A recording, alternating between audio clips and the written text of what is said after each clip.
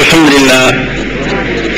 لله نحمده ونستعينه ونستغفره ونؤمن به ونتوكل عليه ونعوذ بالله من شرور انفسنا ومن سيئات اعمالنا من يهده الله فلا مضل له ومن يضلل فلا هادي له واشهد ان لا اله الا الله وحده لا شريك له واشهد ان محمدا عبده ورسوله اما بعد.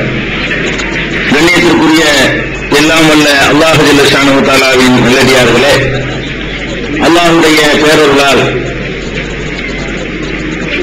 நபிகள் நாயகம் ஸல்லல்லாஹு அலைஹி வஸல்லம் அவர்களுடைய வாழ்க்கை வரலாற்றை அறிந்து கொள்வதற்காக ஏற்பாடு செய்யப்பட்டிருக்கின்ற இந்த தொடர் நிகழ்ச்சியிலே இதுவரை நபிகள் நாயகம் ஸல்லல்லாஹு அலைஹி வஸல்லம் அவர்கள் பிறந்ததிலிருந்து அவர்களுடைய மக்கா வாழ்க்கை வரை, மக்கா வாழ்க்கையிலிருந்து மதீனாவுக்கு ஹிஜ்ரத் என்ற புனித பயணத்தை மேற்கொண்டது வரை உள்ள நிகழ்ச்சிகளை நாம் அறிந்து கொண்டோம். அதன் தொடர்ச்சியாக பெருமானார் ஸல்லல்லாஹு அலைஹி வஸல்லம் அவர்கள் ஹிஜ்ரத் செய்து மதீனாவுக்கு சென்ற பிறகு எத்தகைய நிலையிலே அந்த சமுதாயத்தை உருவாக்கினார்கள் என்பதை இன்றைய தினம் நாம் அறிந்து கொள்ள இருக்கிறோம். பெருமானார் ஸல்லல்லாஹு அலைஹி வஸல்லம் அவர்கள் மதீனாவிற்கு வருவதற்கு முன்னால் சில மாதங்களுக்கு முன்புதான் மதீனாவில் இருந்த அவுஸ் என்ற கோத்திரத்தாருக்கும் ஹஸ்ரஜ் என்ற கோத்திரத்தாருக்கும் மத்தியில பெரிய ஒரு சண்டை, பயங்கரமான யுத்தம் நடந்து ஒருத்தருக்கு ஒருத்தர் பயங்கரமான எதிரிகளாக இருந்த நேரம். ரசூல் ஸல்லல்லாஹு அலைஹி வஸல்லம் மதீனாவுல நுழையக்கூடிய நேரத்துல அவுஸும் இஸ்லாத்துக்கு வந்துட்டாங்க, ஹஸ்ரஜும் வந்துட்டாங்க. ஆனா அவங்க ரெண்டு பேரும் எதிரிகள். அவுஸுக்கும் ஹஸ்ரஜுக்கும் மத்தியில புஆஸ் என்ற ஒரு இடத்துல ஒரு போர் வந்து அந்த போர்ல வந்து ரெண்டு தரப்புலையும் ஒருத்தர் ஒருத்தர் வெட்டி கொண்டு ஒருவருக்கொருவர் பகைமையாக இருந்து எந்த உறவும் இல்லாமல் பிரிந்து சிதறி கிடந்த நேரத்தில் பெருமானார் ஸல்லல்லாஹு அலைஹி வஸல்லம் அவர்கள் மதீனாவில் நுழைந்தார்கள் என்று ஆயிஷா ரலியல்லாஹு தஆலா அன்ஹா அவர்கள் அறிவிக்கின்ற ஹதீஸ் ஸஹீஹுல் புகாரியில் இடம்பெற்றிருக்கிறது. ரசூலுல்லாஹி ஸல்லல்லாஹு அலைஹி வஸல்லம் நுழையும் பொழுது வகத் தரக மலவுஹும், அவங்களுடைய ஒற்றுமையெல்லாம் சிதறி கிடந்த நேரத்தில் பெருமானார் ஸல்லல்லாஹு அலைஹி வஸல்லம் உள்ள நுழைகிறாங்க.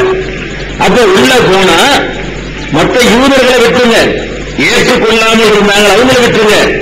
இஸ்லாத்திற்கு உறுதுணையாக பக்கபலமாக இருந்த கோத்திரத்தார் ரெண்டு பேர், ஒரு கோத்திரத்தார் அவுஸ், இன்னொரு கோத்திரத்தார் ஹஸ்ரஜ். இந்த ரெண்டு பேரும் தான், ரெண்டு கோத்திரம் தான் இஸ்லாத்தை தழுவுனாங்க.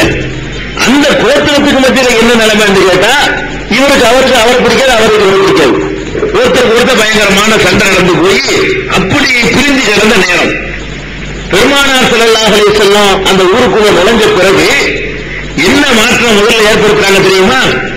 அந்த ரெண்டு கோத்திரத்தாரையும், அதாவது ஒன்றுக்குள் ஒன்றாக பெண்ணி பிணைத்து அவுஸ் என்பதை அவுஸ் மறந்தார்கள், ஹஸ்ரஜ் என்பதை ஹஸ்ரஜ் மறந்தார்கள். ரெண்டு பேரும் சேர்ந்து தங்களை அன்சார்கள் என்று சொல்லிக் கொள்வதில் பெருமைப்படக்கூடிய அளவுக்கு அதை ஒரே இனமாக, ஒரே கோத்திரமாக, ஒரே சமுதாயமாக பெருமானார் ஸல்லல்லாஹு அலைஹி வஸல்லம் மதீனாவில் நுழைந்த உடனே மாற்றி காட்டுறாங்க. முதல்ல எப்படி எல்லாம் ஒற்றுமை யூனிட் உண்டாக்குறாங்கன்னு பாருங்க. பிரிஞ்சு கிடக்கிற சமுதாயத்தை ஒன்றுபடுத்துறாங்க. அதை கூட அல்லாஹ் குர்ஆன்ல ஒரு பெரிய ஒரு அருளாக சொல்லி காட்டுறான். நம்ம அருள்னா எதை வழி வச்சிருக்கோம்? காசு பணத்தை நிறைய கொடுத்தா ரொம்ப அருள் புரிஞ்சுதான் நினைக்கிறோம். நம்ம சமுதாயத்துல அல்லாஹ்வுடைய அருள், அல்லாஹ்வுடைய பாக்கியம் என்று என்னன்னு கேளுங்க. நிறைய ஒரு ஆளுக்கு காசு கொடுத்து அல்லாஹ் கொடுத்துட்டான்னு சொன்னா நல்ல அருள் பெற்ற கூட்டம் அப்படின்னு நம்ம நினைச்சுக்கிறோம். ஆனா அல்லாஹ் வந்து எதை வந்து அருள் சொல்றான்னு தெரியுமா? குன்தும் அலா ஷஃபா ஹுஃப்ரத்தின் மினன் நார், நீங்கள் நரகத்தினுடைய விளிம்பிலே நின்று கொண்டிருந்தீர்கள். அல்லாஹ் சொல்லி காட்டுறான் மதீனாவாசிகளை பார்த்து. ஃபஅன்கலக்கும் மின்ஹா, அந்த நரக விளிம்பில் இருந்து அல்லாஹ் உங்களை விடுவித்தான். எப்படி விடுவித்தான் தெரியுமா? ஃபஅல்லஃப பைன குலூபிக்கும், உங்கள் இதயங்களுக்கு இடையே ஒரு பிணைப்பை அல்லாஹ் ஏற்படுத்தினான். ஃபஅஸ்பஹத்தும் பிநிஅமத்திஹி இஹ்வானா, அவனுடைய பேரருளால், அருட்கொடையால், நிஅமத்தால் நீங்கள் உற்ற சகோதரர்களாகவே மாறிவிட்டீர்கள். இது ஒரு பெரிய அருளா சொல்லி காட்டான்.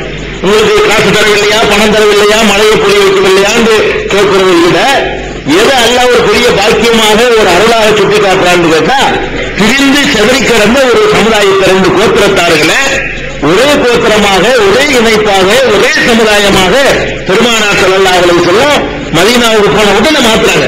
அதுக்கு முன்னாடி அவங்க இருந்ததே கிடையாது. சண்டைனால இவங்களுக்கு எல்லாம் நடக்குங்கிற அளவுக்கு விலகி கிடந்த 2 சமுதாயமும் ஒன்றாக மாறியது. இது ஒரு பெரிய இந்த இஸ்லாத்தினால் அந்த மக்களுக்கு கிடைத்த ஒரு கிஃப்ட். இஸ்லாம்ங்கிற ஒரு அன்பு தானே அவங்களை ஒன்று கொடுத்துருச்சு. இல்லைன்னா எப்படி ஒன்று கொடுப்பாங்க யோசிச்சு பாருங்க. 2 ஜாதிக்காரன் ஒன்று வருவானா? இந்த கோத்திரம் தான் நம்ம ஆளுகள் விளங்காது. நம்ம நாட்டுக்கு புரிகிற பாஷையில சொல்றதா இருந்தா 2 சாதி அடித்து கொண்டு மோதி கொண்டிருக்கிற 2 சாதி. இந்த 2 சாதியும் வேணும்னா சண்டை நிறுத்த வேண்டாம் அறிவிச்சுக்கலாம். நாளைக்கு உனக்கு சண்டை வேண்டாண்டு போர் நிறுத்த வேண்டாம் அறிவிச்சுக்கலாம். இருக்கிற ஒண்ணுக்குள்ள ஒன்னா ஊடுருவ முடியுமா? போர் நிறுத்த வேண்டாம் அறிவிச்சு சண்டை பிடிக்க வச்சுக்குவான். கொஞ்ச நாளைக்கு 2 பேரும் ஆத்து போய் தந்துடுவோம், வந்தவன கொஞ்ச நாளைக்கு ரெஸ்ட் எடுத்துக்கொண்டு ரெஸ்ட் எடுப்பான். அப்புறம் ஏதாச்சும் ஒரு அம்பேத்கர் சிலையாச்சும் ஒரு தேவர் சிலையாச்சும் உடைஞ்சா மர ஆரம்பிப்பா சண்டைய. இதை நம்ம பார்த்துட்டு தானே இருக்கிறோம். இதெல்லாம் இப்படிதான் பார்க்கிறோம் இந்த சாதியை. அப்ப அதே மாதிரி சாதியாக இருந்து நீ பெருசா நாம் பெருசாண்டு அடித்துக் கொண்ட 2 சாதியையும் இணைத்து ஒரு பைக்கில் கொண்டு வந்து எப்படி ஆக்கிட்டேங்கிற அல்லாஹ் தெரியுமா? அசுபஹத்தும் பிநிஅமத்திஹி இஹ்வானா, இஹ்வான்களாக நீங்கள் மாறினீர்கள். இஹ்வான்டா என்ன? கூட பிறந்த சகோதரர் ஆகிட்டீங்கிறான். கூட பிறந்த சகோதரன் பிறப்பால நான் வசந்தவன் நீ தாழ்ந்தவன் சொல்லுவானா? ஒரே தாய் தந்தைக்கு பிறந்த 2 பேர்ல எவன் வசந்தலாம் பிறப்புல? எவன் வசந்தவன் கிடையாது. தகுதியில் வேணா ஒரேலாம் ஒருத்தன் பிறப்பால் நான் வசந்த கோலத்தில் உள்ளவன் சொல்ல முடியாது. அந்த மாதிரி நீங்கள் உற்ற சகோதரர்களாக மாறினீர்கள் என்று அல்லாஹ் சுட்டி காட்டுறானே. இந்த ஒரு பாக்கியத்தை அல்லாஹ் முதலாக மதீனா வாசிகளுக்கு கொடுத்த பாக்கியம் முதல் பாக்கியம் தான். நுழைகிறாங்க உள்ள அப்படி ஒரு பயிற்சி உண்டாயிரும். பெருமானார் ஸல்லல்லாஹு அலைஹி வஸல்லம் ஊருக்குள்ள காலெடுத்து வச்சா முதல்ல நடந்த ரிசல்ட் என்ன? அப்படியே ஒரு தலைவர் வந்துட்டாங்க, அல்லாஹ்வுடைய தூதர் வந்துட்டாங்க. அப்ப அல்லாஹ்வுடைய தூதரை இந்த மார்க்கம் தான் பெல்ட்ல கொண்டா சேர்க்கும். அல்லாஹ்வுடைய தூதருங்கிற ஒரு நம்பிக்கை இல்லைன்னா இப்படி எழுதிட்டுப்பாங்க அவங்க. இன்னும் சொல்ல போனா அல்லாஹ்வுக்கு அவங்க நம்பித்தானே இருந்தாங்க. அல்லாஹ்வுடைய தூதரை நம்பி ஒரு தலைமையில வரும்போதுதான் என்ன செய்ய முடியுது? அந்த சமுதாயத்தை அப்படியே அல்லாஹ் ஒரே அணியில கொண்டாந்து நிறுத்தணும். எந்த அளவுக்குன்னா பெருமானார் ஸல்லல்லாஹு சொல்லி காட்டுறாங்க இல்லையா? ஒரு முஸ்லீம் இன்னொரு முஸ்லீமுக்கு ஒரு உடம்பு மாதிரி, ஒரு உடம்பு தான் எல்லாரும் சேர்க்கணும். எல்லாரும் சேர்த்து ஒரு உடம்பு. ஒரு உடம்பு எப்படி செயல்படணும்?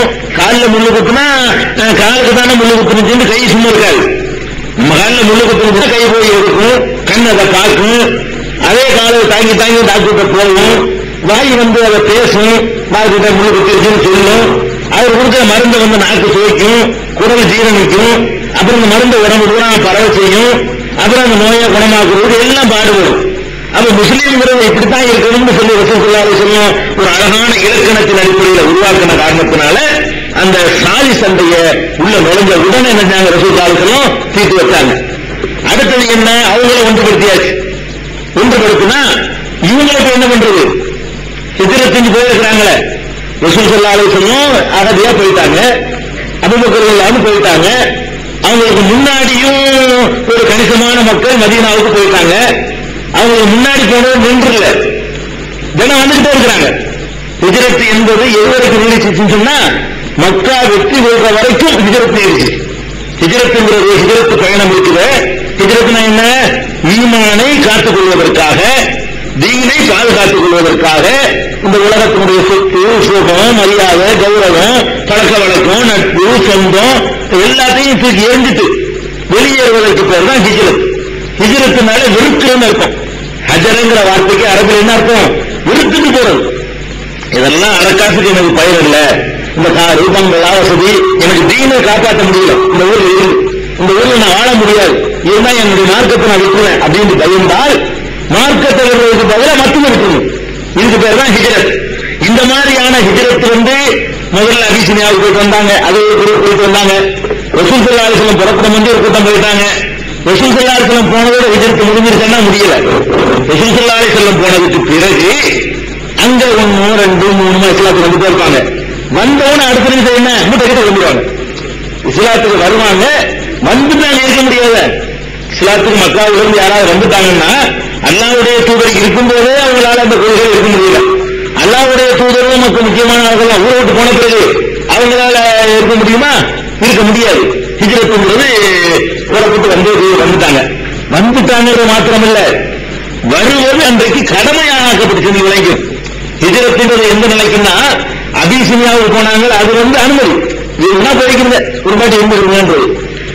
பிறகு என்ன ஆச்சு தெரியுமா, ஹிஜ்ரத் என்பது கம்பல்சரியா ஊரை விட்டு வரீங்க ஆகணும். ஊர் பெருசு இல்லை, உனக்கு தெய்வம் மார்க்கங்கிற அடிப்படை வச்சுக்கிட்டீங்கன்னா இங்க இருந்து பிரிச்சு எடுத்து ஒரு இடத்துல கூடுனாத்தான் திரும்பி அதெல்லாம் மீட்க முடியும். அதுக்குள்ளே ஒண்ணுக்குள்ள ஒண்ணா கலந்துட்டு கிடந்தால் நீக்க முடியாது. அப்படிங்கிறதுக்காக வேண்டி அந்த ஹிஜ்ரத்தை அல்லாஹ் கடமையாக ஆக்கணும்.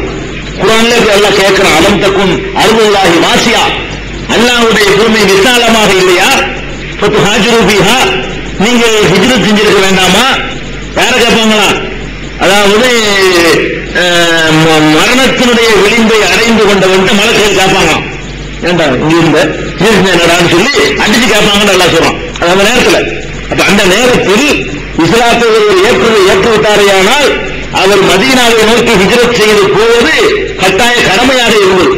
அதுக்கு தான் இப்னு அப்பாஸ் ரலியல்லாஹு சொல்றாங்க, நானும் என்னுடைய தாயாரும் அல்லாஹ் ஹிஜ்ரத் செய்வதிலிருந்து யாருக்கு விதிவிலக்கு அளித்தானோ அந்த பலவீனர்களிலே நாங்கள் இருந்தோம்.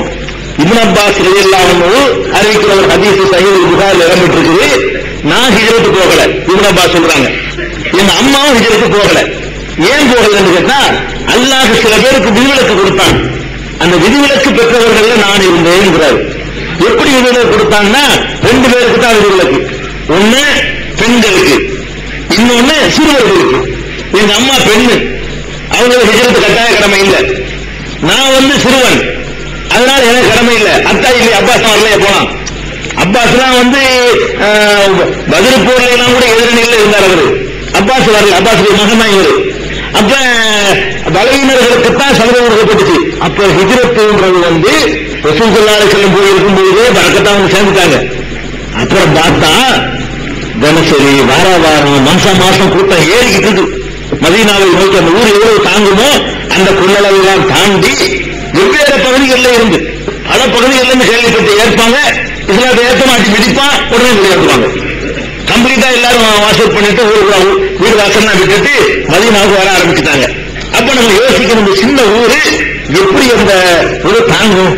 ஏற்கனவே ஒரு நாடு இருந்து, ஏற்கனவே ஒரு ஆட்சியில் இருந்து, ஏற்கனவே ரஜானாவில் நிதி இருந்து அகதிகள் வந்தால் சமாளிக்க முடியும்.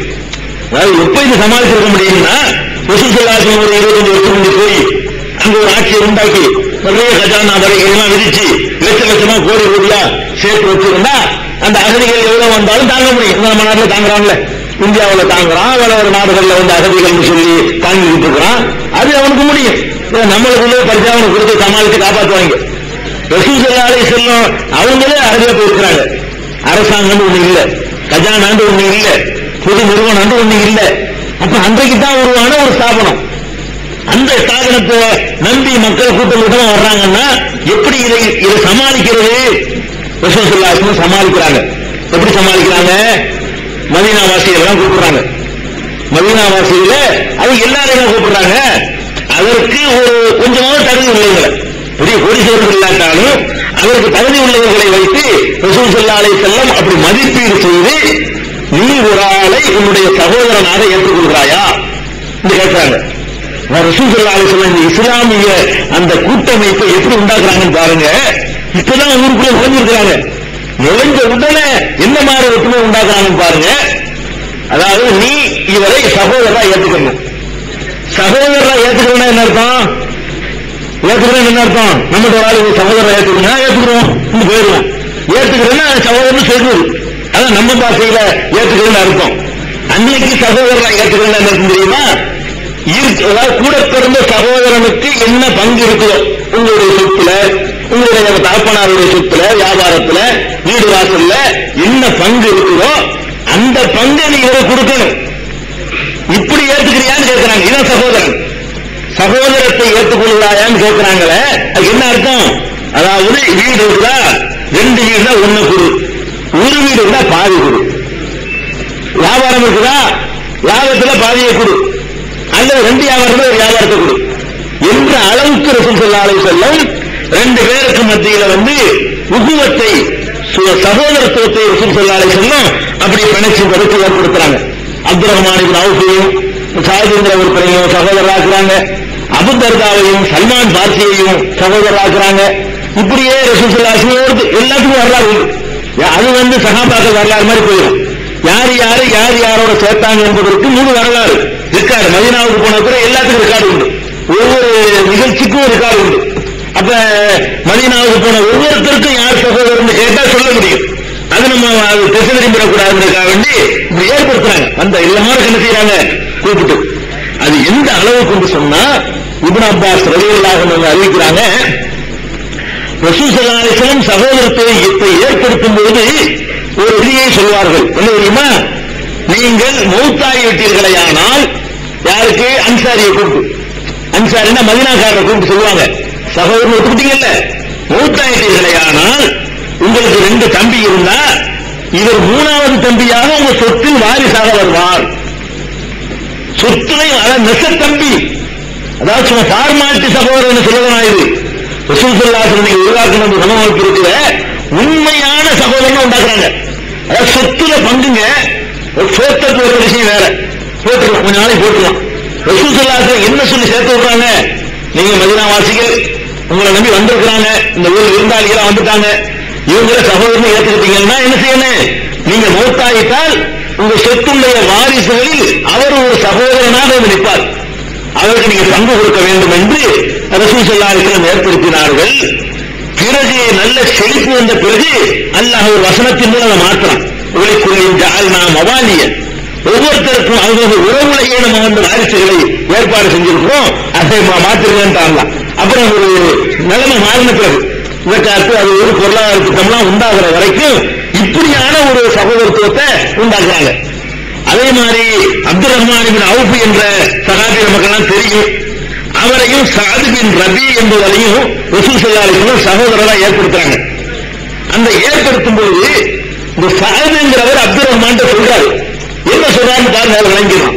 ரசூல் ஸல்லல்லாஹு அலைஹி வஸல்லம் ஏற்படுத்தின சகோதரத்துவம் எவ்வளவு ஆழமாக இதயங்கள் ஊடுருவி இருந்துச்சு என்பதற்கு சஅத் என்பவர் அப்துர் ரஹ்மான் சொல்ற சஅத்ங்கிறவர் மதீனாக்காரர், அப்துர் ரஹ்மான் பின் அவுஃப் என்பவர் மக்காவிலிருந்து அகதியா வந்தவர். இவரை பிடிச்சி நீங்க 2 பேரும் அண்ணன் தம்பிட்டாங்க. உடனே சஅத் என்ன பண்றாருன்னா இப்படி சொல்றாரு. என்ன சொல்றாரு? இன்னி அக்ஸருல் அன்சாரி மாலம். சஅத் சொல்றாரு, அன்சாரிகளிலேயே மதீனாவாசிகளிலேயே பெரிய பணக்காரன் நான் தான் அன்றைக்கு. அதாவது அப்துர் ரஹ்மான் அவங்க சேர்த்து விட்ட இடம் பெரிய இடம். மொத்த மதீனாவில் உள்ள அன்சாரிகள் யூதர்கள் பணக்காரன் தான். அன்சார் முஸ்லிம்கள் இல்ல, மதீனாவில் அன்றைக்கு இருந்த அன்சாரிகளிலேயே பெரிய பணக்காரன் நானாகத்தான் இருந்தேன். அப்ப நான் அப்துர் ரஹ்மான் இடத்துல சொன்னேன், என்ன சொன்ன தெரியுமா? நான் தான் மதீனாவில் பெரிய பணக்காரன் முஸ்லிம்ல அன்சாரிகள்ல, என்னுடைய சொத்தில் உனக்கு பாதியை நான் தந்துடுறேன். இந்த மாதிரி நினைக்கிறேன், பெரிய சொத்து உள்ள பாதி கொடுப்பானா? 100 ரூபா வச்சுக்கிறேன், பாதி கொடுத்துருவோம், 50 ரூபா தானே கொடுத்துருவோம். 5 கோடி ரூபாய் வச்சுக்கிட்டு போய் பாதியை கொடுத்து 2 கோடி கொடுப்பாங்க, அமௌண்ட் அதிகமாக கொடுப்பாங்க, சின்ன லெவலில் கொடுத்துருவான். என்ன பெருசா இருக்கு, நான் சம்பாதிச்சிருக்கோம் அப்படின்னு போயிடுவான். இவன் இருந்தாலும் என்ன சொல்றாருன்னா, நான் தான் பெரிய பணக்கார ஆளு, ஆனா அல்லாஹ்வுடைய தூதர் சகோதரன்ட்டாங்க, அதனால என்னுடைய சொத்துல பாதியை நான் உனக்கு தந்துடுறேன். அது போக அவருக்கு சில பணக்காரர் 2 மனைவி இருக்கிறாங்க. அவர் சொல்றாங்க, இப்படியான ஒரு பொறுப்புன்னா அகதிகளா திரும்பி வர்றாங்க. அதுவும் பெண்களுக்கு கட்டாயமாக்கப்படல ஹிஜ்ரத்து, ஆண்களுக்கு மாத்திரம் கட்டாயமாக்கப்படுது. திடீர்னு ஒரு 200-300 குடும்பம் உள்ள ஊர்ல இன்னொரு 300 குடும்பம் வந்தால் அவங்களுக்கு மனைவி மக்கள் குடும்பம் எப்படி கிடைக்கும்? வாழ்க்கை எப்படி கிடைக்கும்? அதனால அவர் சொல்றாரு, எனக்கு 2 மனைவி இருக்கிறாங்க, நான் ஒரு மனைவி விவாகரத்து செஞ்சிடறேன். பெண்கள் கட்டுப்பாடா இருக்குல்ல, விவாகரத்து செஞ்ச பிறகு அந்த அதுக்குரிய காலகட்டம் முடிஞ்சு நான் அவங்களை கல்யாணம் பண்ணிக்க, சொத்துலையும் பாதி. அதாவது இப்படி எல்லாம் ஒருத்தர் செய்ய மாட்டோம். அது ரசூல் ஸல்லல்லாஹு அலைஹி வஸல்லம் அந்த ஏற்படுத்தின சகோதரத்துவத்தை கற்பனை பண்ணா கூட ஆச்சரியமா இருக்கு. இப்படி ஒரு வார்த்தைக்கு மந்திர சக்தியா இப்படி அல்லாஹ்வுடைய தூதர் சொல்லிட்டாங்கன்னு இப்படியுமா? நம்ம என்ன செய்யறோம்? கஷ்டமில்லாத விஷயத்துல கூட ரசூலுல்லாஹ் கட்டுப்பட மாட்டோம். பெரிய பாரதூரமான ஒரு சொத்துல பாதிக்கிட்டாங்கன்னு இன்னைக்கு சட்டமே இல்லை. மார்க்கத்துல பாதியவா கேட்குது, பாதி கேட்குற இந்த மார்க்கம். ஏழைகள் குடும்ப சொத்துக்களை 50% குடும்பா இருக்குமா? இங்க எத்தனை பேர் மாறி போனோமா? அல்லதான் அறிவான் பாதி எப்படின்னு சொல்லி இருந்தா. அப்ப அப்படிலாம் ஒரு காலத்தில் அந்த மக்கள் செஞ்சாங்க. அந்த மாதிரியான தியாகத்தில் வளர்ந்துருக்கு. அப்ப அது சரிங்கிறாரு. அப்புறம் எனக்கு இருக்கிற இடங்கள், மற்ற தங்குற இடங்கள், அதுல பாதி எடுத்துக்கோ, எல்லாத்துலயும் பாதி பாதி. 2 பேரும் நம்ம சகோதரர். இவர் வேற ஆளுக்கு கிடையாது, வேற சகோதரர் தான் 3 பிரிச்சிருப்பாரு. இவர் ஒரு ஆள் தான். இவருடைய சகோதரன் சேர்த்துக்கிட்டோன்னே இப்ப நம்ம 2 பேரும் அண்ணன் தம்பி தானே, எல்லாம் பாதி தானே, எடுத்துக்கிறாரு. ஆனா அப்துல் ரஹ்மான் என்ன சொன்னாரு தெரியுமா? அப்துல் ரஹ்மான் சொன்னாரு, ரசூலுல்லாஹ் சொல்லிட்டாங்க, நீ தரவு தயாரா இருக்க வாழ்க்கை, எனக்கு வேணும், எனக்கு வேணாம், நம்ம சகோதரமா இருப்போம், எனக்கு நீ ஒண்ணுமே தர வேணாம், கடற்கரையை காட்டு, நீ எங்க வியாபாரம் பண்ற இடத்தை காட்டு, நான் பாத்துக்கிறேன், நான் சம்பாதிச்சுக்கிறேன் அப்படின்னு சொல்லிட்டு அவர் மட்டும்தான் ஒத்துக்கிறார். சேர்த்து விட்டதுல அப்துல் ரஹ்மான் அவர் மாத்திரம்தான் பெரிய இடத்துல சேர்த்து விட்டு கூட அவர் என்ன செய்யல, அதை யூஸ் பண்ண விரும்பல. மற்றவர்கள் எல்லாம் பெரிய இடத்துல சேர்த்து விடுறாங்க, பெரிய இடத்துல சேர்த்து விட்டா பெருந்தொகை பாதி பணக்காரா இருந்தாங்க. அவ்வளவு பெரிய வாய்ப்பு கிடைச்சு கூட இவர் ஏத்துக்கிற மாட்டேன்ட்டார். இஸ்லாமிய வரலாற்றுல அப்படி படிச்சு பார்த்தீங்கன்னா இவருடைய நம்ம பிற்கால வரலாறுல அப்துல் ரஹ்மான் இவன் அவுஃபுடைய நிலைமை நம்ம சொல்லவே முடியாது. அவ்வளவு உயர்ந்த நிலை இஸ்லாமிய வரலாற்றுல இவருக்கு இருக்குது. அதாவது 10 பேர்ல ஒரு ஆளா இவர் இருக்காரு. என்ன 10 பேரு? இந்த உலகத்தில் இருந்து ரசூலுல்லாஹி சொர்க்கவாசிகள் சொன்னாங்களே, அஷரத்து முபஷ்ஷரான்னு சொல்றாங்களே, அதுல இவர் ஒரு ஆள். அப்துல் ரஹ்மான் இப்னு அவுஃப் அந்த மாதிரியான முக்கியத்துவம் பெற்ற ஒருவர். அபூபக்கர் ரலியல்லாஹு அன்ஹுக்கு பிறகு உமர் ரலியல்லாஹு அன்ஹு ஆட்சிக்கு வந்தாங்க. உமர் ரலியல்லாஹு அன்ஹு மரணிக்கிற நேரத்துல 6 பேர் கொண்ட குழுவை நியமிச்சுட்டு போனாங்க. அந்த 10 பேர்ல மிச்சமா இருந்த 6 பேர். அந்த 6 பேர்ல இவர் ஒரு ஆள். அடுத்த ஜனாதிபதி யார் தேர்ந்தெடுக்கிறது? எல்லாரும் சேர்ந்து இவரை தேர்ந்தெடுத்தாங்க. அப்துல் ரஹ்மான் இப்னு அவுஃப் அதாவது அவ்வளவு பற்றற்றவர், பதவி, பணம், காசு, அந்தஸ்து தூக்கி கீழே போட்டு மிதிக்கக்கூடிய ஒரு மனிதர். திரும்ப ரசூலுல்லாஹ் அப்படி பக்குவப்படுத்திருக்கிறாங்க. எல்லாருமா சேர்ந்து உஸ்மான் ரலியல்லாஹு 3வது கலீஃபாங்கணும். உண்மையில இவர் தான் 3வது கலீஃபா. அவர் உமர் ரலியல்லாஹு அன்ஹுக்கு பிறகு 6 பேரை நியமிச்சு இந்த 6 பேர் யாரை தேர்வு செய்யறாங்களோ அவர் தான் சொன்னாங்க. அப்ப கூட சொல்றாங்க உமர் ரலியல்லாஹு அன்ஹு, நீங்க 2 அணியாக பிரிந்து விட்டீர்களே, ஆனால் முடிவெடுப்பதில் அப்துல் ரஹ்மான் எந்த அணியில் இருக்கிறாரோ அந்த முடிவை எல்லாரும் ஏற்றுக்கொள்ளுங்கள் மக்கள் சொல்றாங்க. அப்படி ஒரு அந்தஸ்து இருந்தாரு. எல்லாரும் சேர்ந்து இவர் வற்புறுத்துறாங்க. அலி ரலியல்லாஹு அன்ஹுல இருந்து உஸ்மான் ரலியல்லாஹு அன்ஹுல இருந்து எல்லாரும் சேர்ந்து இவரை தான் வற்புறுத்துறாங்க. நீங்க தான் ஜனாதிபதி இருக்கணும். மாட்டேன்டார், கடைசி மாட்டேன்டார். அப்ப இந்த காசுலயே ஒருத்தருடைய கருத்து காட்டினாரு. நாளைக்கு ஒரு பெரிய சாம்ராஜ்யமா உருவாகி வார்டு மெம்பர் இல்ல. அன்றைக்குதான் இவர் உஸ்மான் ரலியல்லாஹு காலத்துல ஈரான் வரைக்கும் எட்டி பிடிச்சாரு. பெரிய நாடு, அவ்வளவு பெரிய சாம்ராஜ்யத்தினுடைய அதிபதி பதவியை கையிலடிக்க கொடுக்குறாங்க. எந்த ஒரு லட்டு மாதிரி கிடைக்குது. அந்த இடத்துக்கு விட்டார உறுப்பாள அப்படின்ட்டாரு. அவ்வளவு பிரசித்தமான ஒரு மனிதர். அப்ப இந்த அப்துல் ரஹ்மான் பின் அவுஃப் ரலியல்லாஹு அன்ஹு அவர்கள் கடத்துறவை காட்டிருந்தாரு. ஓய் நுழைஞ்சு வியாபாரம் பண்ணுனா சரசரசரசன் இங்கே போயிட்டாரு. பிறகு மதீனாவில் பெரிய பணக்காரர் இவர் ஆயிட்டார். அல்லாஹ் கொடுக்கணும், ரிஸ்க் தரவன் அல்லாஹ் வழங்கணும். அதாவது அல்லாஹ் ரிஸ்க் தரவன் என்பதை நம்பக்கூடியவர்கள் பாருங்க. அப்படி அகதியா வந்தாரு. பிறகு தயவுல வாழணும் விரும்பல, அடுத்தவர்களுடைய உதவியில வாழணும், அதாவது தன்மானத்தோடு வந்திருக்காரு. தன்மானத்தோடு உழைச்சி சாப்பிடுவோம், அல்லாஹ் தர்ம தரத்துன்னு சொல்லி அந்த மாதிரி ரசூலுல்லாஹி ஹதீஸ் சொல்றாங்க. மை எஸ்தக்னி யுக்னிஹில்லா, எவொருத்தன் அடுத்தவன் தேவையில்லை என்று வாழ்கிறானோ அவனை அல்லாஹ் செல்வந்தனாக ஆக்குவான். அவன் தரணும் இவன் தரணும், அவன் வாங்கிட்டீங்க இவன் வாங்கிட்டீங்கன்னு நினைச்சா அது மாதிரி ஆக்குவான் அல்லாஹ். நீ எப்ப எவனு வேண்டியல அல்லாஹ் தான் எனக்கு வேணும், என்ன வந்தாலும் பரவாயில்லை நடந்தால் அல்லாஹ் தருவான் ரசூலுல்லாஹி சொன்னாங்கல்ல, அதை முழுசா நம்பி செயல்பட்டவர் அப்துல் ரஹ்மான் பின் அவுஃப். கொஞ்ச நாள் தான் ஆச்சு. மத்தமத்தாவுக்கெல்லாம் கல்யாணம் பண்றதுக்க முடியாம கஷ்டப்பட்டு இருக்காங்க. இவரு கொஞ்ச நாள்ல போனார், ஒரு காசு பணமாச்சு, அப்படி நறுமணத்தை அடிச்சுட்டு வர்றாரு. என்னப்பான்னு கேட்டா கல்யாணம் பண்ணிட்டேன், கல்யாணம் பண்றது சம்பாதிச்சுட்டாரு. அந்த காலத்துல கல்யாணம் பண்ற மகன்லாம் கொடுக்கணும், கல்யாணம் பண்ணிட்டேனே கல்யாணம் பண்ணிட்டேன். அப்புறம் பார்த்தா எங்கே போகுது, அவரை பார்த்து ஒரு ஆட்டையாவது இருந்தாங்க.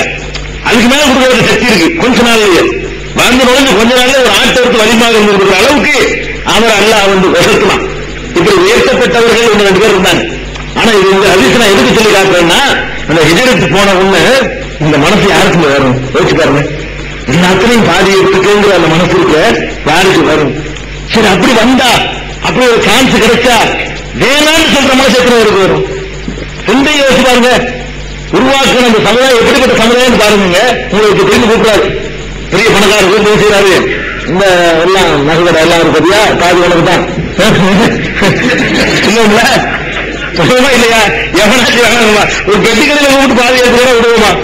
இதெல்லாம் வேணாம் விடுவோமாங்க. அப்ப எப்படி இந்த மனுஷனுக்கு இந்த மனசு வந்துச்சு? பெருமானார் ஸல்லல்லாஹு அலைஹி வஸல்லம் வந்து இதயத்தில் ஆட்சி புரிஞ்சாங்க. அதாவது அவங்க வந்து சில பேர் வாய் வார்த்தை கிடையாது, ஒன்னு சொன்னா உள்ளத்தில் போய் அந்த வார்த்தை என்ன செய்யும்? ஆட்சி புரியும். அப்ப அந்த மாதிரியான ஒரு பேசிக் அஸ்திவாரத்தை பெருமானார் ஸல்லல்லாஹு அலைஹி வஸல்லம் போட்டதுனால இந்த மாதிரி ஒரு அண்ணன் தம்பி மாதிரியான சகோதரத்தை உண்டாக்குனாங்க. உண்டாக்குனா 300 குடும்பம் இருக்கிற ஒரு ஊர்ல எவ்வளவு பேரை தாங்கும்? 300 குடும்பம் வித்தியாசமா, சின்ன ஊர் அன்னைக்கு வித்தியாசமா ஒரு 300 குடும்பம் இருக்கிறாங்க. 300 குடும்பத்துல ஏற்றுக்கொள்வதற்கு தகுதியானவங்க எந்த ஒரு சமுதாயத்திலையும் ஒரு 1/3 தான் தேரும். ஒரு ஆளை முழுசா ஏற்றுக்கொள்வதற்கு, அதாவது காலமெல்லாம் சோறு போட்டு தங்க வச்சு ஒரு வேலை 2 வேலைக்குன்னா எல்லாரும் கூட கூட்டிட்டு போவாங்க. காலமெல்லாம் ஒருவரை ஏற்றுக்கொள்வது என்ற ஒரு மனப்பான்மை விட்டுருங்க, அதுக்கு ஒரு சக்தி, ஓரளவுக்கு கஞ்சியாவது விட்டுறதுக்கான சக்தி 1/3 தான் தேரும். அது ரசமா போனீங்கன்னா 300 பேர்ல 100 பேருக்கு தான் தேரும். அப்ப அதுக்கு மேலே வருவாங்களே, வந்துகிட்டு இருக்கிறாங்களே, இவங்களுக்கு என்ன பண்றது? என்ன பண்ணுனாங்க? ரசூலுல்லாஹி அலைஹி வஸல்லம் இப்படி இணைச்சு விட்டது போக, கொஞ்சம் பேர் இணைச்சு விட்டாங்க, இணைச்சு விட்டது போக மிச்சமா இருக்கு. இணைச்சு விட்டது போக மிச்சமா இருக்கு. மிச்சம்னா எவ்வளவு மிச்சம் இருக்குது? அதுல பல அறிவிப்புகள் வருது. சில அறிவிப்புகள்ல 70 பேருந்து வருது, சில அறிவிப்புல 100 வருது, சில அறிவிப்புல ஏராளமான பேருந்து வருது. இதெல்லாம் ஒண்ணும் முரண்பாடு கிடையாது. அது மாட்டுக்கு டெவலப் ஆகிட்டே இருக்கு. அதனால இப்படி சொல்றாங்க. ஒரு கட்டத்தில் 70 இருந்துச்சு, திடீர்னு பகலில் இருந்து 20 பேர் சேருவாங்க, 90 ஆகிக்கிறேன். அதுல 10 பேருக்கு இளைஞர்கள் சேர்த்து விட்டுருவாங்க, 80 ஆகிக்கிறேன். கூடும் குறையும். அதனால இந்த நம்பர் வந்து 70க்கு குறையல. அந்த அதாவது இடம் கிடைக்காம தடுமாறினவங்க, யாருக்கு சேர்த்து விட முடியாம, சகோதரத்துவம் ஆக்க முடியாம தடுமாறக்கூடியவர்கள் 70க்கும் குறையவில்லை. எந்த இடம் பார்த்தாலும் 70 பேர். இந்த 70 பேருடைய நிலைமை என்ன தெரியுமா? பள்ளிவாசல்லாம் தங்குறாங்க 70 பேரும். எந்த பள்ளிவாசல்? அந்த சொன்ன அந்த பள்ளிவாசல். எந்த பள்ளிவாசலும் மேல கீத்து ஊர்புற மலையெல்லாம் அவங்க மேல, கீழே வெறுந்தர மரம் தான் அவங்களுடைய செவரு, பேரிச்ச மரம் தான் அந்த கட்டடத்துக்கு செவரு. அந்த பள்ளிவாசலுக்கு ரசூல் ஸல்லல்லாஹு அலைஹி வஸல்லம் திண்ணை பகுதின்னு ஒன்று கட்டியிருந்தாங்க. அதாவது நம்ம வெளிப்பள்ளிங்கிறோம்ல, உள்பள்ளி வெளிப்பள்ளின்னு நீங்க பள்ளிவாசல்ல கட்டுறாங்களே, அதெல்லாம் ஒரு சுண்ணத்தில் உள்ளதுதான்.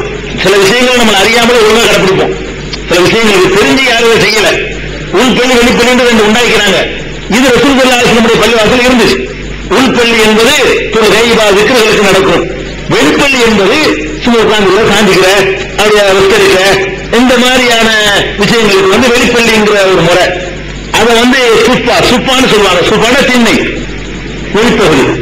அப்ப அந்த பள்ளிவாசல்ல வெளிப்பகுதின்னு ஒண்ணு இருந்துச்சு. அந்த வெளிப்பகுதியில இந்த 70 பேரும் 100 பேரும் தங்கிக்குவாங்க. அதாவது ஏறக்குறைய திருவிழாங்கிற மாதிரி வைங்களேன். இதான் என்ன இருக்காங்கல்ல, இந்த மாதிரி ரோடு போட்டு கார் போட்டு தள்ளி விட்டுக்கிறான். அது மணல், கீழே மணல், மேல கூரை, வேற எந்த ஒரு அனுப்பும் கிடையாது. அந்த நாட்டினுடைய பனிக்கெல்லாம் அந்த குளிரையெல்லாம் போனவங்களுக்கு தெரியும். வெயிலையாவது தாங்கிடலாம், ஏன்னா பகல் நேரம் தானே, அப்படியே சமாளிச்சு வீசிட்டு பனியை தாங்க முடியுமா? பனியை தாங்குறதுக்கு வந்து நம்ம வெயில் அதிகமா இருக்கிற எல்லா பகுதியிலையும் குளிர் அதிகமா இருக்கும்.